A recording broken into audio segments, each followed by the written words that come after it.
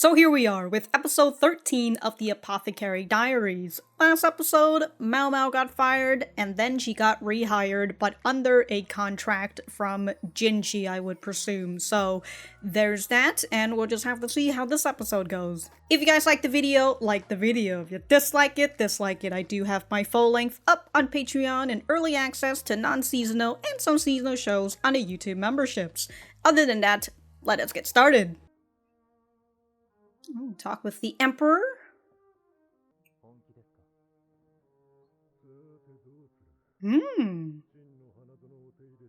You're the gardener.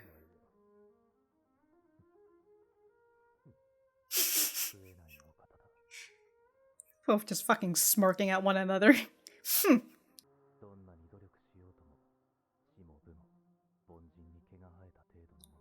Slightly outperform.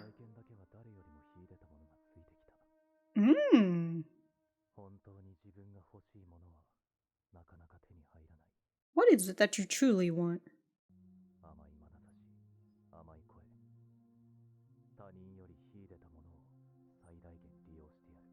As we've been seeing, you've been doing?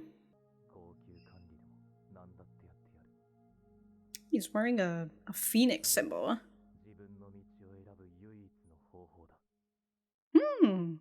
Got the focus on Jinshi. Oh, we do have a new opening, alright. So, zombie in the mist. Oh my god. That man was super, no wonder fucking... That's the new concubine. Hold on, I have to look at a Python, there you go. I was over here like, no wonder Python loved that man. He's a bodybuilder out here, holy shit. Joker. Joker! Go make a fortune. Make that money.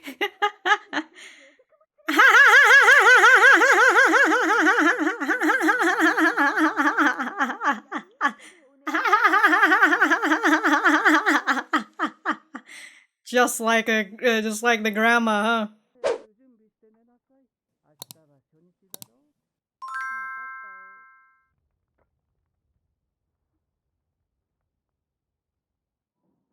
Are you looking at his knees? Oh. Oh, we're gonna sleep next to him?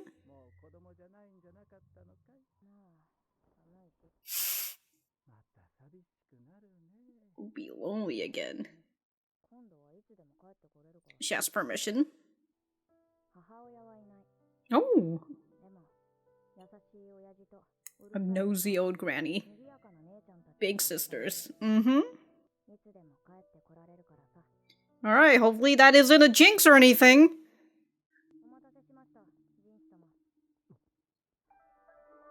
Damn, they really pretty her up.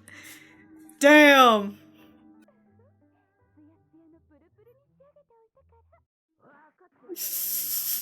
Bring me back good customers.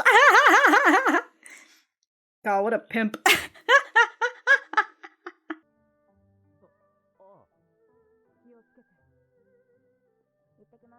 I like Joker. Oh my god, that horse. It's not as bad as Silver Lynx's horse. That's a fucking nightmare.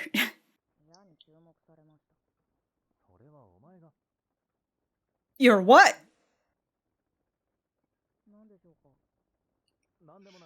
Alright.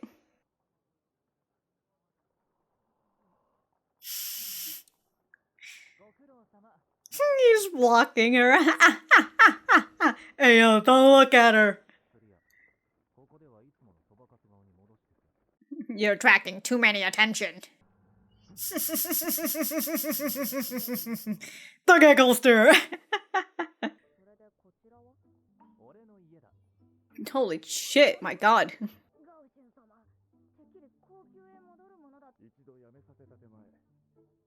Can't you put back in the same position? No!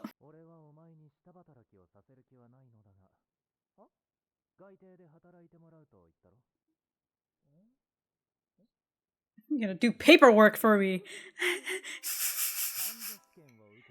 The court lady exam.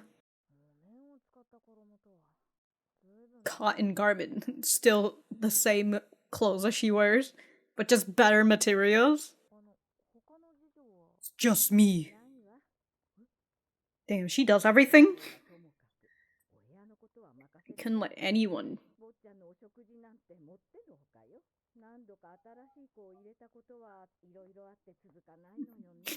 We're so really like, oh, are they trying to sneak? Yeah, I was thinking, like, did they sneak his food of aphrodisiac?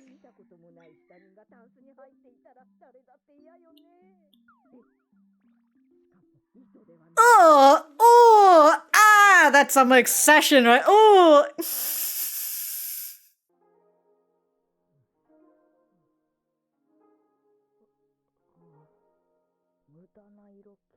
So much wasted sex appeal.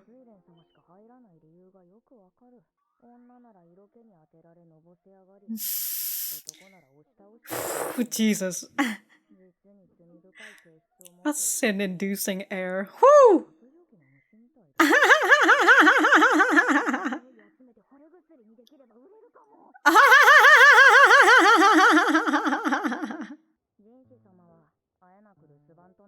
Good. But he actually had loads of, yeah, paperwork.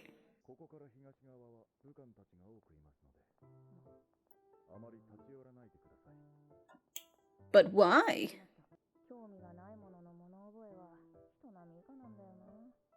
Relatable.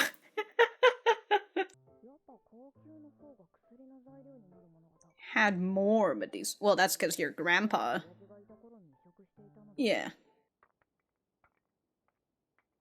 Oh, damn, she's chopping charcoal out here?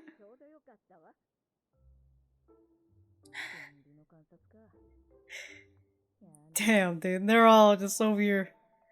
Whoo! Secretaries. Hodgepodge. Oh shit, they're coming! Oh shit!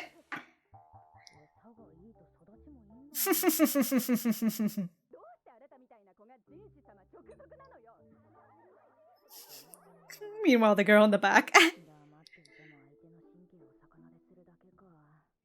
Yeah, tell him to get fucked. Oh! Oh shit! Whoa! Just straight up slap! Whoo!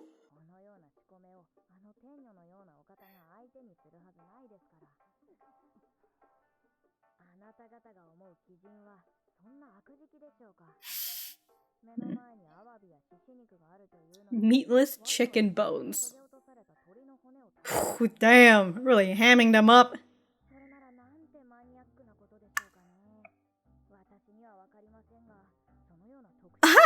Damn, now she's just insulting him.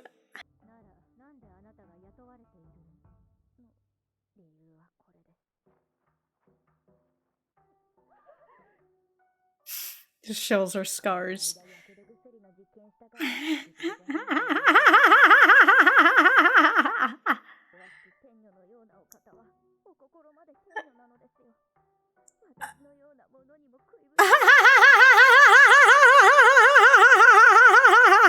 Yeah, pity me.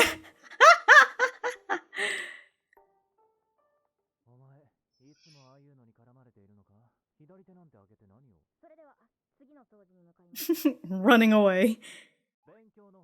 No, no, no, no, no, no, no.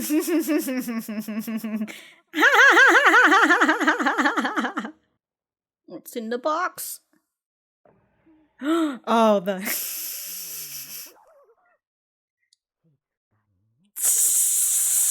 Oh my god, that is fucking creepy.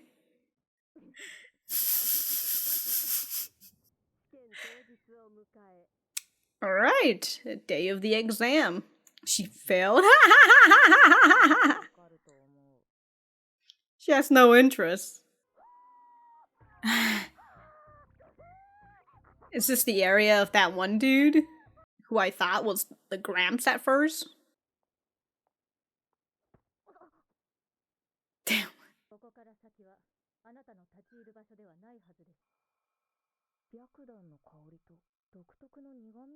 Distinctly bitter smell. Interesting. The military. That man right there. He's got his eyes closed, which you know. Oh no! It's bad! Alright. Preview! Oh, it's the new... I was gonna say prospector. It's the new concubine. Okay. Alright. Well, I'm gonna go write my notes, and we will be right back to the center.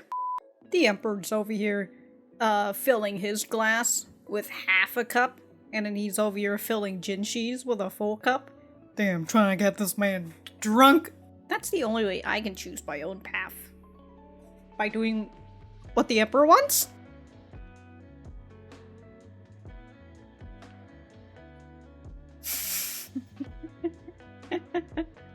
More money! More money! Scent of sandalwood mixed with another distinctly bitter smell. Well, sandalwood is often associated to be more of a manly smell. If you ever see like perfumes or whatnot, you know, for women it's always like something fruity or flowery or something, and then for men it's like wood, charcoal, manly things. So if she's picking up that scent, you know, and then she also sees on the other side is where the military place is, and that's where Gaoshin tells her not to go to. And she was also holding on to something. Hold on. Yeah, she was also holding on to something, so who knows? This woman, when she first arrived, she just looks like that food taster for what is her? Lishu. That's what she reminded me of, but I was just like, but no, she's a different person. And then there's this man with his one eyeglasses. Very sus, but we'll just have to see what he has in store for Maomao. I love that here in this part, Jinshi tells Maomao that he has no intention of making her do manual labor somewhere around there, servant labors and stuff. But it's so funny because, like, Maomao barely gets to do those when she was working at Gokuyo's palace. Like, she fucking got tossed out for the most part. They just tell her to just chill and relax and whatnot. So, and here she is, just like, oh yeah, no manual labor for you.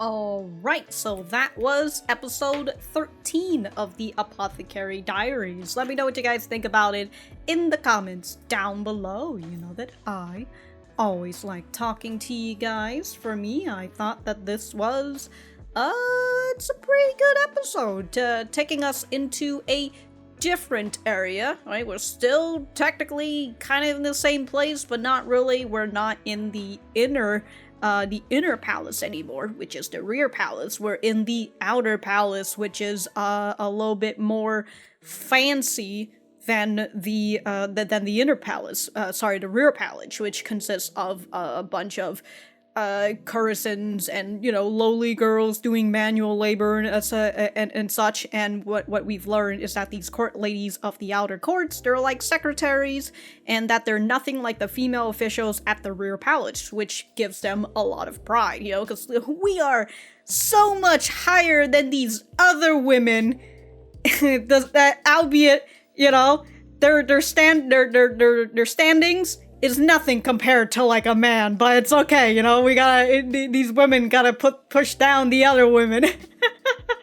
But from what we see in the opening and especially the ending, but also the beginning of this episode, we're going to have a lot more focus on Jinshi, and especially his, I would assume, his position and such. To which, by the way, here in this part, I don't know why, I couldn't tell whether the Empress is trying to fuck Jinshi or not, but if he does, and if we have the idea that they're related, you know what? Anyways, they were in the middle of something, and Jinshi was like, are you serious? And the Emperor's just like, yeah, I'm serious. And then he says, you know, you're the gardener maintaining my flower garden, right? So, you do you. I don't know, maybe he's talking about a new concubine or something. Who knows? But we also just got a little bit more about Jinshi. But here in this part, I just need to rag on the emperor. Right, man's out here like, oh, you're the gardener maintaining my flower garden. And it's like, okay, you know, when you have a garden and like you're just so rich enough, you're just rich enough that you just hire a gardener to maintain your own flower garden. And it's that idea of, well, you want it to look pretty, but you don't actually want to maintain it. You actually don't want to get your hands dirty and like put in the work that will make these flowers bloom, right? All he wants is to just get in, fuck these concubines, and then get the fuck out. And he needs Jinshi to be there to make sure that they stay loyal to him and whatnot. So it's whatever, you know. Whatever.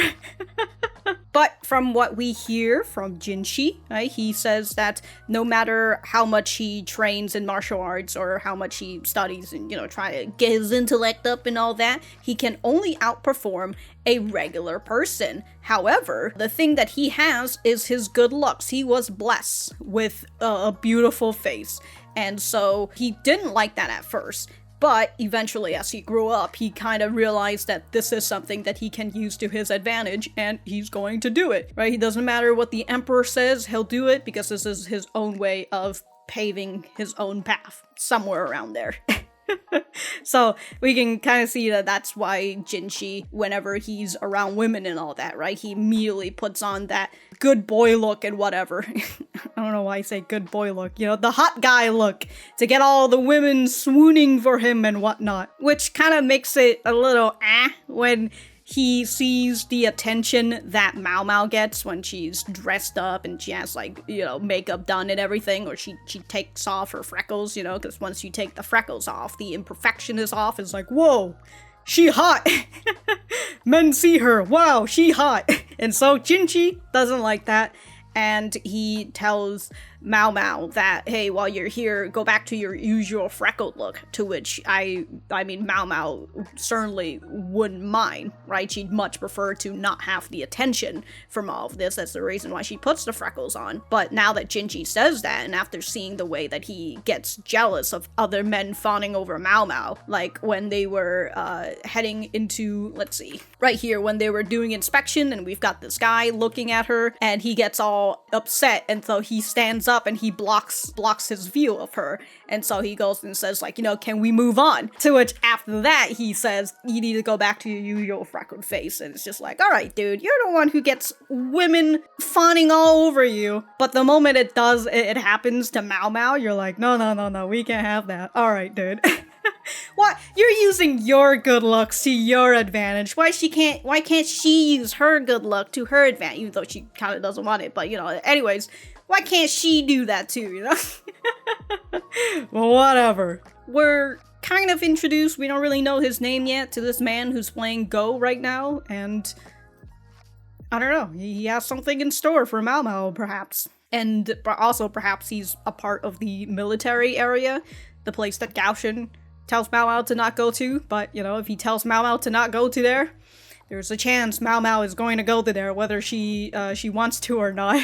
We're also introduced to Suiren, who is Jinshi's attendant, and we learn later on she is the only person who works on the personal side, because there's like a personal side and then there's the office side, and she's just like, yeah, it's fine if it's the office side, but like the personal stuff, we can't have that, especially when it comes to Jinshi's food. Suiren is the only person who can cook it, and as Maomao is thinking about, like, oh, did they put like aphrodisiac or something, you know, what do they do? And damn, dude, she's over here like, who would want to find unwanted panties in their in their closet, especially one that is like filled with hair? Sorry, it's not filled with hair, it was made of hair. What in the absolute shit? All right, that is unhygienic as all heck. Oh my god, holy crap. From this, we learn that, well, you know, girls go a little bit too cray-cray for Jinshi, out here making underwear out of hair and everything. and perhaps the idea of them sneaking aphrodisiac into his food, you know, get him a little horny and all that, because they are too very horny. And from what Maomao talks about later on, this man's got just a sin-inducing air over him that he can get the women swooning and the men potentially pouncing over him. And so she thinks about, like, what if I can just, you know, capture this air and sell it as aphrodisiac? I love that. That's the first thing she thinks about. You think I can make a drug out of this? But it does show that, you know, just because he's a hot guy doesn't mean that he has no problems, right? He goes through his own hot guy problem, or hot people problem, right? Where people go a little bit too cray for his hotness, unfortunately. Tisk tisk. Maybe, just maybe, instead of just Jinshi being jealous, he understands how crazy people can get because of the level of his hotness, you know? He doesn't want Maomao to suffer the same fate. You know, I gotta give Jinshi the benefit of the doubt and all that. Initially, Jinshi wanted Maomao to become a court lady, and as I explained, as the anime explained, sorry, I'm just reiterating, the court lady is is like a secretary of the outer court. The court lady of the outer court. The outer palace? The outer court. The rear palace is the inner court. Did I write this incorrectly? Because if this is the outer court, okay. It's the inner court, not the inner palace. Anyways, yeah, Jinshi wants her to become a court lady, and as Maomao says, my ability to learn something that's not of my interest is below average. Very relatable. I don't give a shit about this. Why the hell do I have to study it? And so, she fails. And from what the narrator says, it says she just became Jinshi's personal assistant instead, since she failed the court lady exam.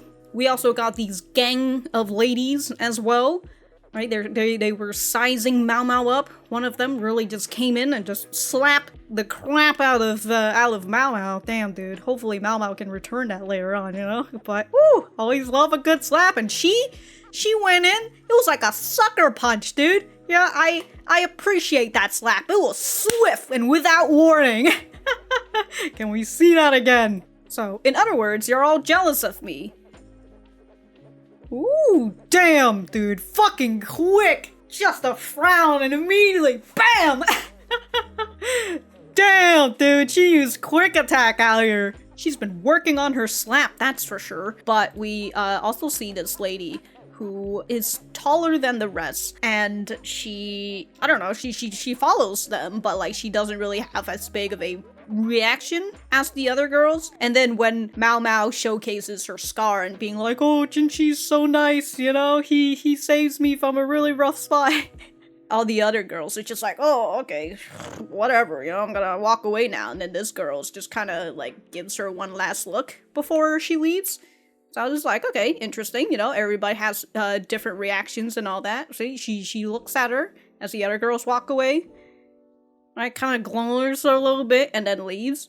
And then the next time we see her is when she just fucking hits Maomao right in the back. Damn, dude, just fucking thunk her.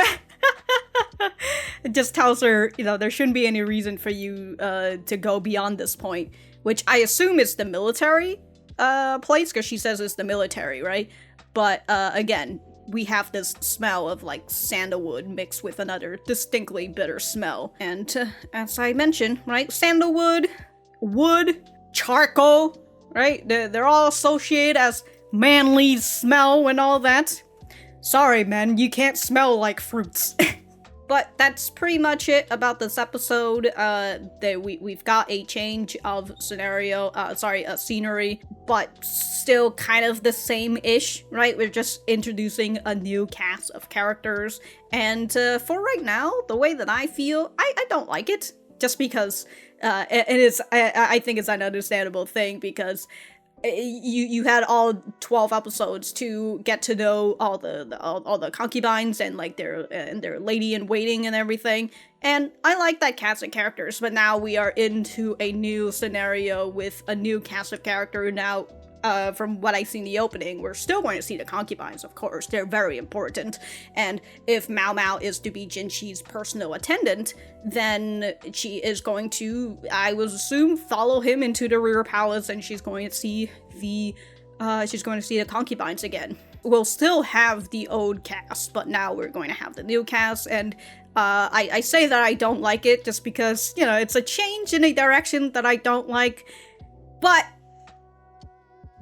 there's always room for me to like it, to like this change anyways, and as I mentioned, it seems like we are putting a lot more focus on Jinshi as well, so we'll just have to see how that goes.